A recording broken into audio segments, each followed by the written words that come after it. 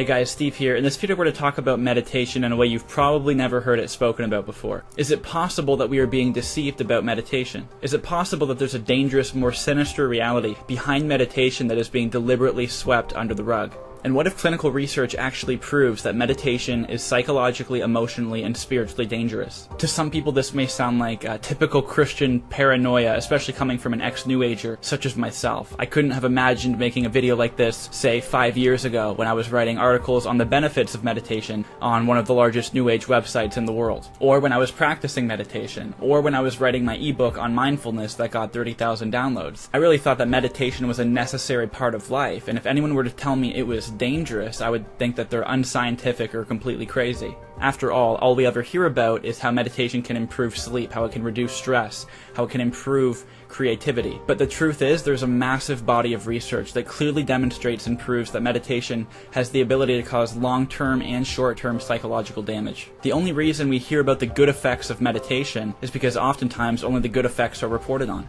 Over 75% of meditation studies that are performed don't ask participants to report any negative effects they experience. But when subjects are asked to report negative effects, or when they're tested specifically for negative effects, the results are beyond disturbing. Now, there are many different meditation techniques, such as Vipassana meditation, which focuses on the interconnection between mind and body through focused breathing and physical sensations, or Transcendental meditation, which uses the repetition of a mantra to induce a trance-like state, to any kind of general mindfulness or insight meditation. But the following dangers apply to all techniques, and we know this because the studies we are about to look at include reports from each of these methods. And what makes this conversation relevant right now is that this practice is continuing to become more and more popular in our society. It's currently a $1.2 billion industry that is still growing, and studies show it's being practiced by about 40% of Americans. It's being recommended by doctors, it's being recommended by therapists, it's being integrated into children's public schools, Catholic schools, prisons, and even the workplace. It's being promoted by some very influential people right now, such as Oprah Winfrey, Jim Carrey, Ellen DeGeneres, and even presidential candidate Marianne Williamson.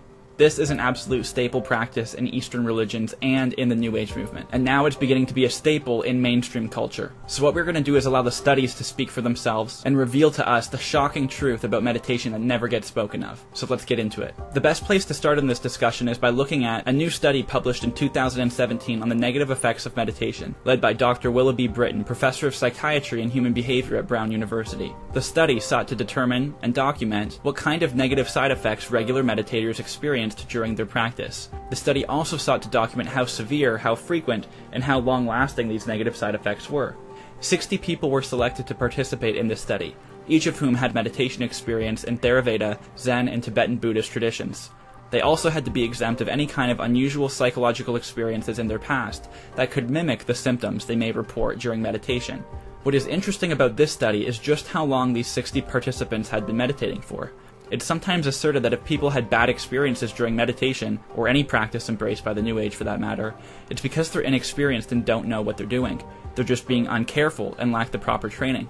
But in this study, 43% of the participants they interviewed had meditated for 10,000 hours or more, while another 49% meditated between 1,000 hours and 10,000 hours. Not only this, but 60% of the participants were meditation teachers. These people were literal experts. These were also educated people, as only 2 lacked college degrees and 67% of them had a master's degree or higher. And what they were interviewed for was challenging, difficult, or distressing experiences they experienced during meditation. So here's a breakdown of what their findings were, and keep in mind these are experts who have training in Buddhist and Zen meditation traditions and have meditated for more hours than probably anybody watching this video right now. Through in-person and phone interview, the study found that 82% of participants reported fear, anxiety, panic, and paranoia. 57% reported depression, dysphoria, or grief. 50% reported social impairment. 47% reported delusional, irrational, or paranormal beliefs. 47% reported physical pain. 42% reported occupational impairment. 30% reported rage, anger, or aggression. 27% reported sleep disorders.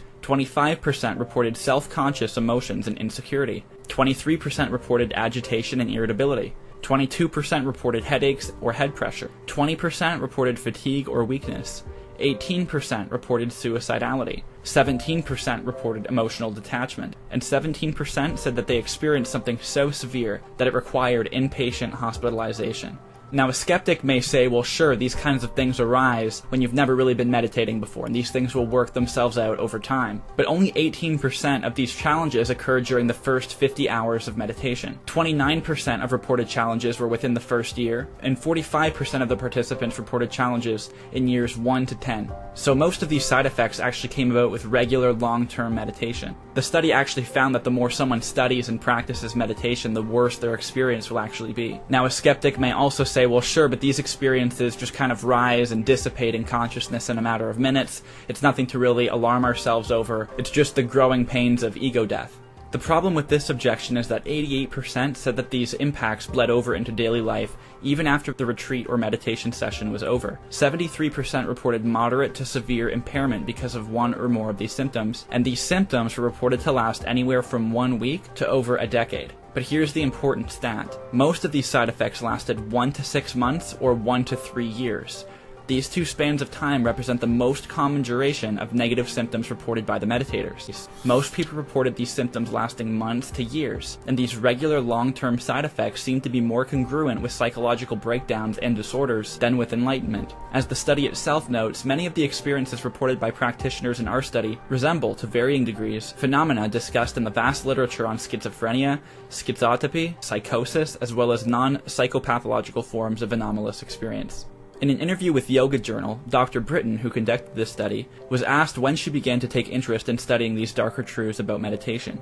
In 2006, when I was doing my residency, I worked at an inpatient psychiatric hospital, and there were 2 people who were hospitalized after a 10-day retreat at a meditation center nearby. It reminded me that meditation can be serious, and that someone should study that side of it.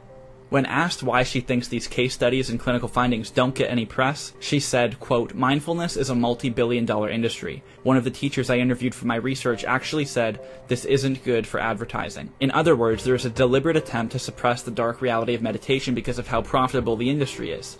Now, Britton's study is the largest study in history on the adverse effects of meditation, but it's by no means the only one. Now, we could go on and on with these studies, but the evidence is clear. Meditation, whether practiced by an expert or a beginner, has the potential to cause short-term and long-term psychological damage. But the funny thing is, even meditation teachers themselves recognize this. Here is a mindfulness teacher named Leo, who runs one of the biggest self-help and personal development YouTube channels online. His channel, actualize.org, has almost 1 million subscribers. Here is a video he made called The Dark Side of Meditation, teaching some of the things people can expect from their meditation practice. Expect depression, expect suicidal thoughts. Expect sometimes to have waves of insanity and madness. You might feel like you're losing your mind, and you actually have this weird energy moving through you, and you start to behave as though your body is being controlled by a puppet master. Your body is just moving on its own, and you have no idea what the hell is controlling you. It's almost like you've been possessed. The problem is meditation is an intrinsically spiritual practice. For thousands of years, meditation has been used to facilitate and develop a certain spiritual estate, such as nirvana, or a certain kind of spiritual insight, such as moksha. In Hinduism, for example, meditation is believed to result in what are called siddhis, which are supernatural abilities which include the ability to teleport at will, to leave your body and enter the body of another person, to mind read, to control the weather, to see into the future, to see into the pastimes of the gods, and to die when one desires to die. Before we close, one more notable danger of meditation is that it promotes deception.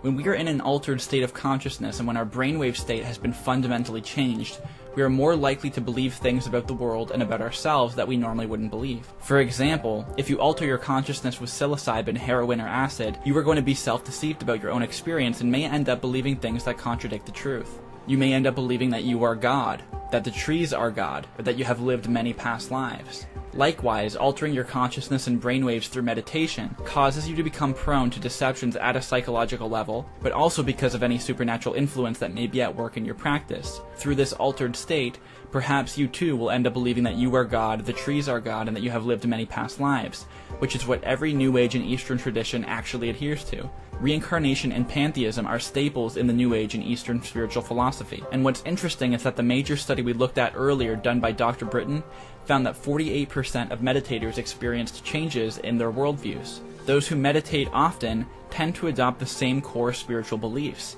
And this is another danger of meditation because it makes us prone to deception. So as we have seen, meditation has been proven to be clinically dangerous psychologically and emotionally, short-term and long-term, whether pertaining to novice or expert meditators.